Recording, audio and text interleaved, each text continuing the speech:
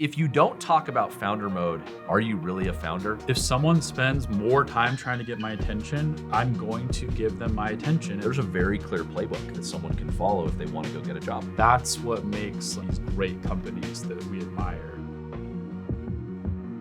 Welcome to the Rise Over Run podcast. It's a brand new name, Brant. Our fourth one? Fourth Fifth one? Fourth. Hey, and we're not going to limit ourselves. We may decide to change it. Yeah. We're going to talk about stuff that relates to working at a startup on the podcast. Mostly, talking to people that work at startups.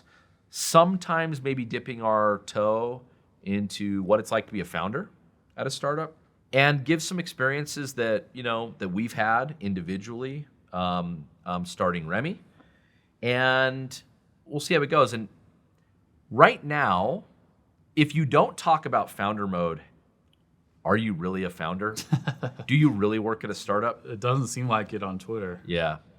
So Paul Graham wrote an essay kind of describing what I would call Brian Chesky's journey, transitioning from founder to executive, CEO, running a large corporation. What did they get to, like 10,000 people at Airbnb? I don't know. I think they have 4,000 employees. I think they got at the peak, yeah. Maybe to 8 or 10. It was in that range, and I think they have about 4,000 now. They trimmed a lot of jobs in 2021. Yeah. Brian has been pretty prolific in talking about that experience and kind of what he went through. And Paul kind of coined this phrase in an essay over the weekend about founder mode, and didn't, to be honest with you, give a lot of details about what quote-unquote founder mode means. And in fact, in my Slack thread that I'm a part of with a bunch of founders here in Utah, a lot of the guys were asking questions like, so do you guys understand what founder mode is? Because I've been trying to figure it out for most of the day. So maybe we kick it off today, Brant. What is your interpretation of founder mode? It feels like a way to formalize like this shift that's been happening over the last, let's just say, 3 years. And I think you could almost point to some of the things that happened around the time of COVID. Brian Armstrong, the Coinbase CEO, writing his famous memo about like removing politics from the workplace. I think there's just like this movement towards, hey, we've kind of been afraid to like really speak our mind as the founders, and we're not going to do that anymore. And I think that founder mode represents like not just saying what you think, but also it's like it's okay to go get into the details. It's okay to micromanage like from time to time, especially on the things that you have expertise in. That's what makes like these generational great companies that we admire. And if you think about it, I think it makes sense. Like it takes one or let's just say like a couple of people, the founders, to really like will something unique and great into existence, like to create a movement. Like you don't have movements typically created by committees. So I think that's kind of, I don't know, my read on it so far. It's basically like hire really talented people, give them autonomy to go do work, give them the freedom, give them the space, take a step back from being in the details. And our startup is nowhere near the size of Airbnb. We're only 50 people. But before all of this came out about 90 days ago, we were talking, and I had made a comment about the fact that I was feeling disconnected from some of the things that were happening at Remi. Even at 30, 35 employees, it can happen very, very quickly. And we took steps, and actually, funny enough, we were kind of following along with a lot of what Brian had talked about around being in the details. We even were talking through like how they were using UX designers as PMs and product marketers as kind of PMs, and thinking about some of that stuff and how Airbnb was managing it. One of the things Brian said, as he was kind of making his tour a few months ago talking about this stuff, he gave me confidence that I could aspire to be a public CEO because he said that they don't manage quarter to quarter. They have a 2-year plan that they reevaluate every 6 months. We can't do that yet. Yeah. We would love to be able to do that. We would love to be able to plan 2 years out, readjust it every 6 months. But we kind of even took it to our own level of saying, like, let's try to plan 90 days in advance and readjust every month. And I think we're going to go make an attempt, over the next few weeks of even now, can we push it to 6 months and readjust every 60 days or so, and maybe even to 9 months, have 3 quarters out and plan it every, quarter. But those frameworks were really interesting and like put us into motion about, as our team was growing and we were starting to hire management, things like that, we already started to kind of had to rejigger some of this stuff. It's like a hard balance. On one end, if you hire really talented people, you do want to give them a fair amount of autonomy. You need them to be great. Yeah, it's like it's just math. Like, you need them to be leveraged. Like, if you want to kind of span across more areas of the business, if I'm thinking about product design engineering as an example, there's no way I can go get into like every single project down to a code level, down to like a pixel level on the design with what we do, even at this scale.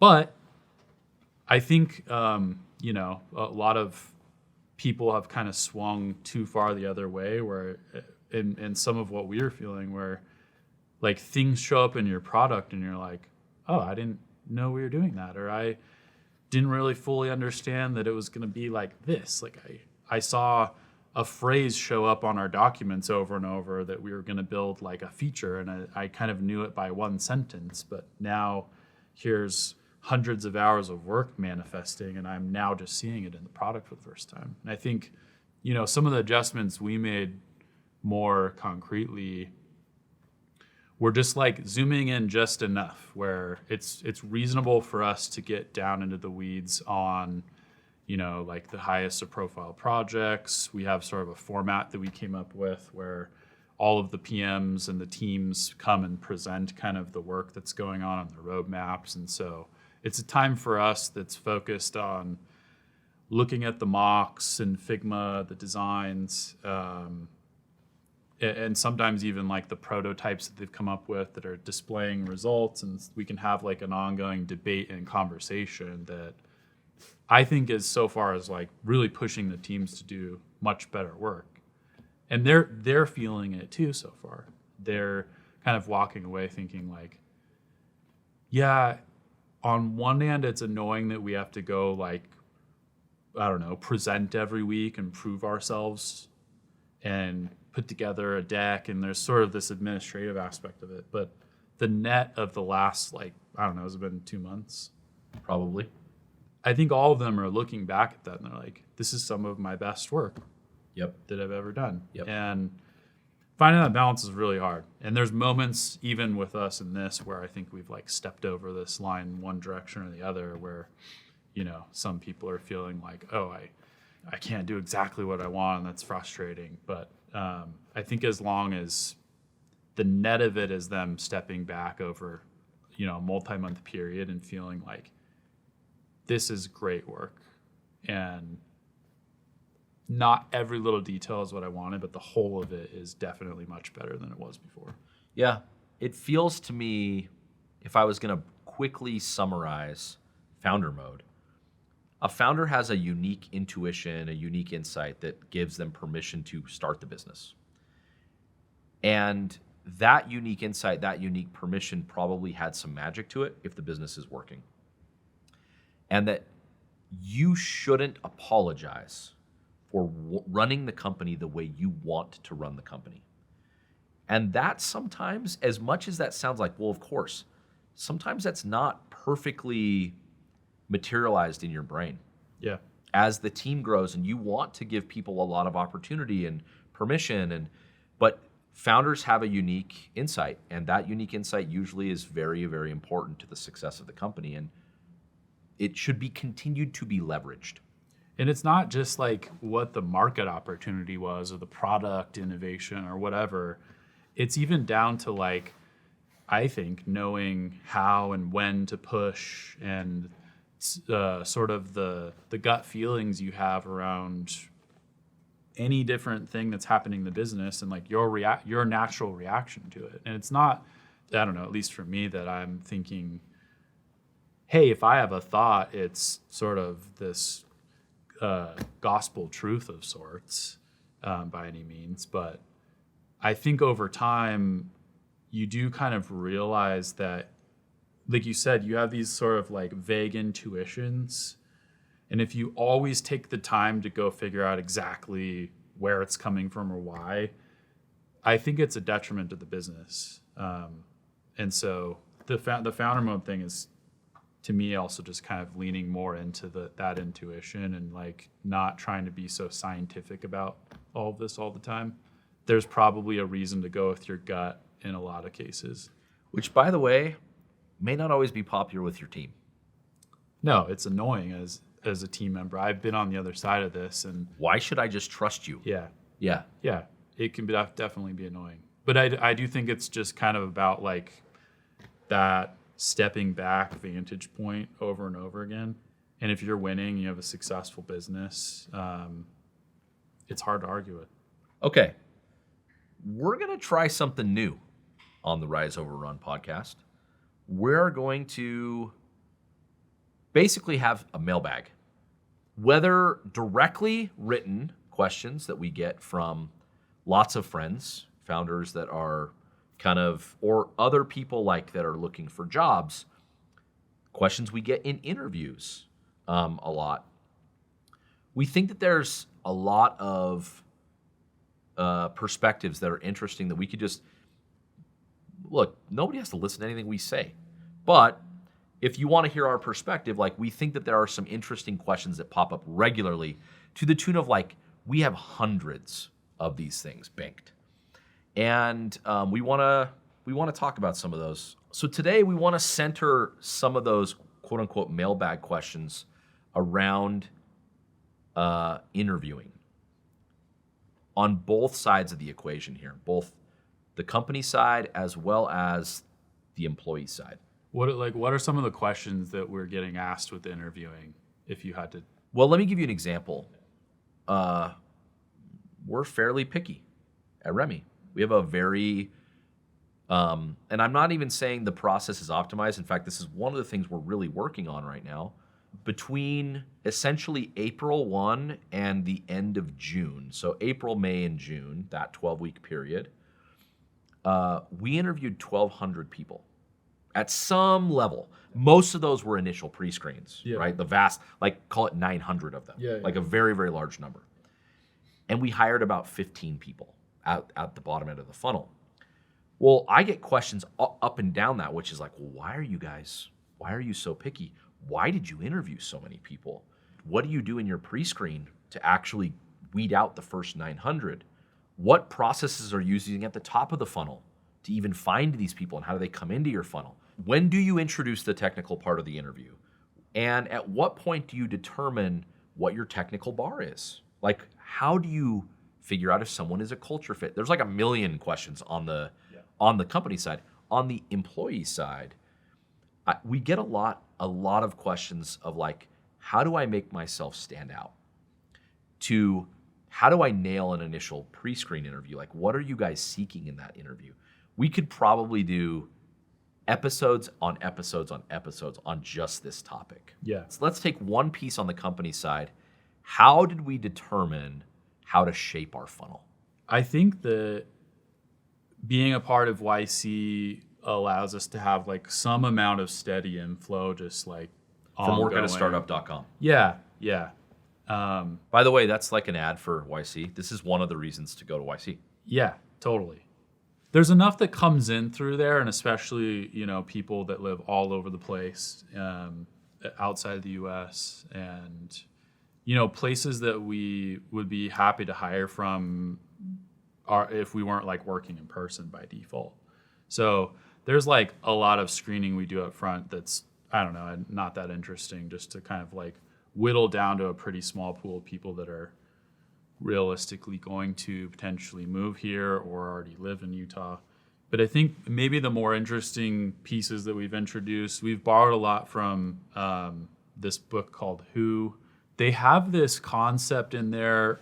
There's like probably two major frameworks for doing interviews. So there's kind of this one that they have about screening someone through someone's background. And it's in a depth that I had never seen before. Yep. They recommend taking like 2 or 3 hours with it with one person. Feels a little heavy. We don't do that, but it is basically asking these same 5 questions across every single previous job. And there's some tactics in there that allow you to dig more or less for inconsistencies is kind of the very high level of it.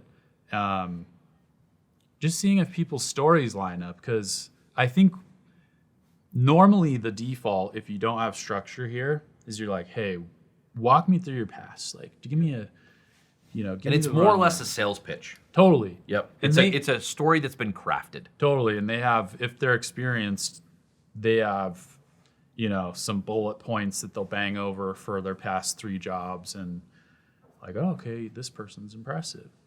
But some of the questions that surface things are, asking them what their team members thought about them, like asking the name of their previous manager and like what their manager would rate them 1 to 10. Not allowed to use 7 because it's this weird number people choose that really means 5 or something way lower. And you ask enough about, job after job after job. And my experience with it so far is you go far enough back and like by the 3rd job you get to doing the same set of questions over and over, something like cracks in their story.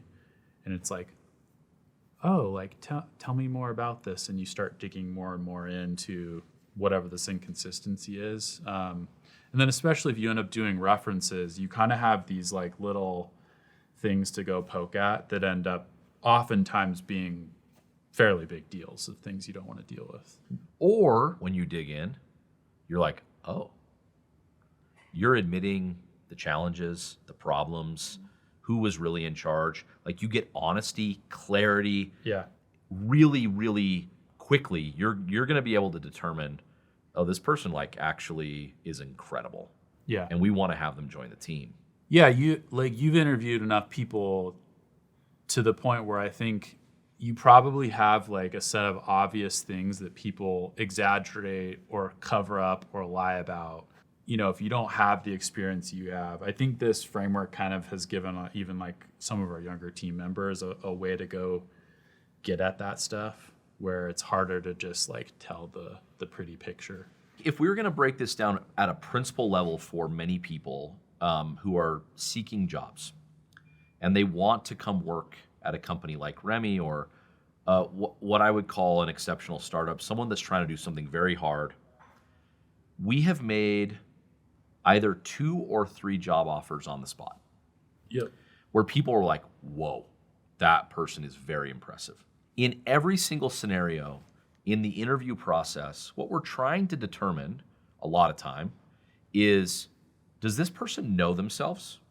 Are they honest about their strengths and weaknesses, what they can bring to the team? And the reason that's important is if you don't understand your weaknesses, it is nearly impossible for us to give you the correct work to have you win. And if you think about understanding your strengths and weaknesses as a virtuous cycle, if you say, okay, I want more responsibility, and when the company gives you more responsibility, I'm either going to be great at that or poor at that. If you don't know, and they give you work that you suck at, guess what's going to happen to your career? Off track. But if you know that you're going to be great at it, what ends up happening? You win. And because you win, what do? They give you more. And if you know that you're going to be great at X new thing, you win again. And what happens is these people continue winning. And people that don't understand themselves or lie or don't really know what they're great at and what they're not good at, it's very difficult for those people to be truthful and honest about their past experience and really come to grips with the truth of what happened, because they might be telling you a version of the truth. It's their truth, essentially, but it doesn't play out in reality. And then from there, you basically can determine very quickly, like, this person, if I give them more, they're gonna shoot me straight on whether or not they're gonna be successful at this next thing that I need from them. And you get enough people like that in your organization in the right roles, and the company starts going in a really big way. Yeah, if you have someone that's sitting across from you and it's clear that they know who they are, they also know what they want, it lines up with what you're looking for, and then sort of the underlying factor of all of it is, do they generally care? Like, do they have a pattern of putting forth a strong effort to things that they put their mind into? Because you can run into very talented people who are lazy. But those like things together, I think, create the magic. And if you have someone that doesn't like have, the knowing themselves piece, I feel like most of the time they lie to themselves, and thus they lie to you, to the employer. And it leads to this dynamic of basically them trying to paint over, constantly guard around this like insecurity or thing that they know deep down inside they're not good at. And if you do end up hiring a person like this, there's all these signals, I think. They start getting like very cagey and overprotective about like very like specific topics that get brought up, or maybe like really owning something where as a founder you might want to bring in like a group of 4 people and skip over levels and not worry about all that kind of stuff, and they get like very protective for some set of insecurities. If you let that go on too long, you end up with like all kinds of weird organizational structure problems. No, the insecurity bone is connected to the bad teammate bone. Yeah. It just is. Yeah. And insecurity comes from not being confident in your work and not knowing yourself. Yep. And so I know to break it down at a very simple level, what we're trying to screen for most of all is, does this person know who they are, their strengths and weaknesses? And then number 2, are they technically gifted? Can they do the work? And if those 2 things are true, you got a very good chance of being hired at Remi. At that point, we're like, do you fit in? Yeah. It's a culture fit at that point. Yeah. And so the best advice I think we could give is like, go do the work on yourself first. And then what is the thing that I talk to my nephews about, my children about, what is the hard skill that you are going to bring to a company? I've done so many interviews with talented folks who don't have a skill. Whatever, like an actual, like, can you write SQL? Can you write code? Like, are you, if you're an engineer, are you good at it? If you're a marketer, can you write? Or can you design? Or can you build a video? Can you get audio correct? There's so many things to choose from, but it can't just be like, no, I like to fill some things in Excel. That's not enough. You got to have hard skills. And so at a principal level, I think that is, and our interview process is designed to learn if an employee knows themselves and has technical skill. And then from there, it's like, do we like hanging out with this person? Do we think they're going to be a culture fit at Remi? I want to give a very quick, very specific example of something we're going through right now with a candidate. This person wrote a cold email to me. The title of the email was PM Chief of Staff role, neither of which I need right now. He referenced a lot, interestingly, about the company and specific employees that he has spoken with about our company.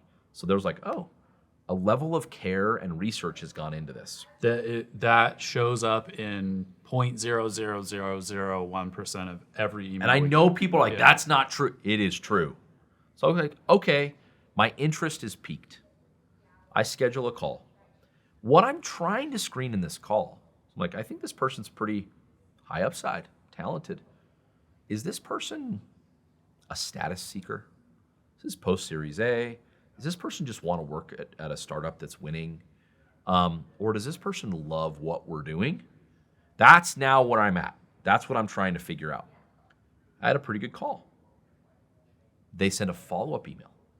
In the email, there's a deck about the specific role that we talked about and how he would approach the problem. I don't even care if the approach was wrong. What I'm trying to look for is, does this person think about things the way we think about them? And can we, through coaching, getting them into our system, etc., can they be a healthy cog and be really successful in the role? Guess what? Made it to the next step. Now, you and Reno are going to interview this person. The reason I give this example is I think rather than talking in generalities, there's a very clear playbook that someone can follow if they want to go get a job. And he's not hired yet, but he's getting further than 98%, 99% of our applicants. That's a big thing, a big deal. Yeah, and there's all kinds of discourse about this if you go onto LinkedIn or Twitter or whatever, and it's like both sides, the founders or hiring managers talking, and then there's all the people looking for jobs, and they're grumpy about not being paid attention to or whatever. It's so simple, though. You have to really understand the math behind what's going on. You and I get, 100 of these emails a week, and we're small. I know what it looks like at larger scale. Yeah. You just start getting more and more. And it's not that people aren't trying it at all. We get sometimes people who write, many pages of stuff to us. But it's clear that it's templatized, generic, and or that it's one of 100 emails they're writing. It doesn't represent clear thought. And the math is just simple. If someone spends more time trying to get my attention, I'm going to give them my attention if they're doing something that's different than everybody else. And so figuring out what that looks like. And then there's the argument that I hear against this where it's like, oh, well, I did that and no one even responded to me. Well, yeah. Then you didn't nail it. You're going from like cold email to a founder that works at a YC successful tech company. I don't know, you're going to get like a 5% response rate probably. Maybe 2%. 2, yeah. You're taking your chance up to like 20. Yep. It's still not 100. But like, you have to do that. Like, that's just what you have to do if you want to stand out. And so do your research. By the way, it wasn't just the email. He called and talked to 5 of our employees. Yeah. That is a level of care and effort that is not normal. I think he said, I went out and did a whole bunch of research and I narrowed down to like 5 companies that I really care about. Yep. And you're one of them. Yep. And so then instead of spending like 100 hours across 100 companies, he spent 100 hours across 5 companies and it stood out. It's simple math. Yep. Take it for what it's worth. Just a couple of guys with some opinions. Hopefully these mailbag sections, we can begin to build a library, and when people ask us questions, we can kind of just send them a clip and download our thoughts. But this has been the first, technical episode of the Rise Over Run podcast. Thanks for checking it out. We'll talk to you again soon. See ya.